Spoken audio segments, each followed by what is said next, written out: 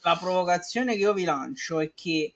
alla fine probabilmente, poi si vedrà quest'anno cosa succederà, perché chiaramente la situazione è molto diversa dagli anni scorsi, perché gli anni scorsi c'era Meret e c'era un effettivo secondo portiere,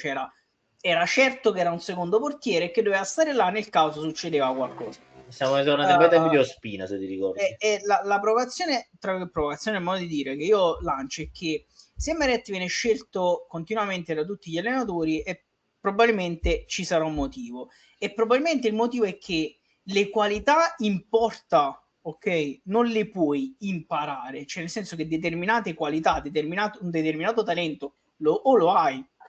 o non ce l'hai. Probabilmente le qualità caratteriali si possono migliorare. È chiaro che siamo qui a dire che non è facile, perché comunque è un giocatore, un ragazzo che sembra molto introverso come lo è Meret, anche se comunque negli ultimi anni un po' che secondo me si è sciatato, però è chiaramente rispetto a un Vania Sicuramente, Milinkovic-Savic, perché me lo ricordo al primo anno veramente se la cava esatto, a mano sull'Isla. sì, esatto, chiaramente rispetto a un Milinkovic-Savic